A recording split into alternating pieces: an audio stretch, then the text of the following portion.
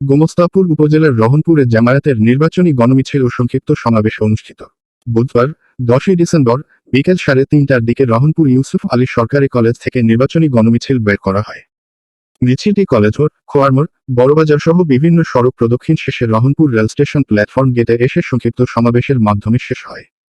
গোমস্তাপুর উপজেলা রহনপুর শাখার আয়োজনে এই গণমিছিলে উপস্থিত ছিলেন কেন্দ্রীয় সাংগঠনিক সেক্রেটারি অধ্যাপক রফিকুল ইসলাম, বাংলাদেশ ছাত্র শিবিরের রাজশাহী মহানগর সভাপতি শামীমউদ্দিন, চাঁপাইনবাবগঞ্জ জেলা আমির মাওলানা আবু জার গিফারি, রহনপুর পৌর মেয়র প্রার্থী তরিকুল ইসলাম বকুল, উপজেলা আমির ইমামুল হুদা, পৌর আমির মনিরুজ্জামান ডাবলু, আব্দুর রাকিব, মুস্তাকিম ইসলাম সহ আরও তৃণমূল নেতাকর্মী ও নেতৃবৃন্দ।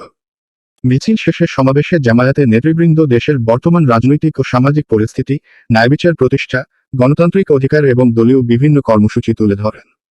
প্রধান অতিথির ভাষণে জামায়াতের মনোনীত এমপি প্রার্থী মিজানুর রহমান ভোটারদের উদ্দেশ্যে আগামী নির্বাচনে সক্রিয়ভাবে অংশগ্রহণ করে দেশ ও এলাকার উন্নয়নে গুরুত্বপূর্ণ ভূমিকা রাখতে আহ্বান জানান।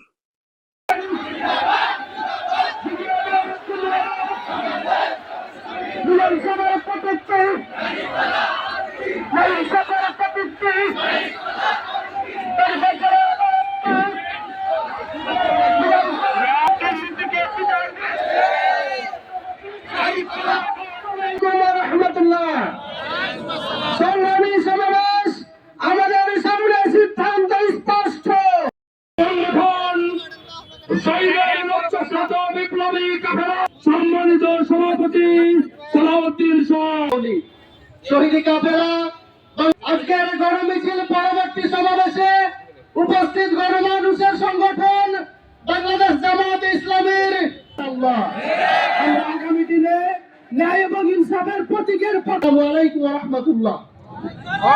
সংগ্রামী ভাইরা, প্রিয় রংপুরবাসী, এ পর্যায়ে বক্তব্য রাখছেন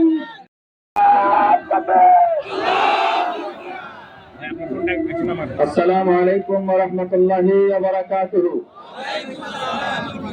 আলহামদুলিল্লাহি রাব্বিল আলামিন, ওয়াসসালাতু ওয়াসসালামু আলা রাসূলিহিল কারীম ওয়া আলা আলিহি ওয়া আসহাবিহি আজমাইন।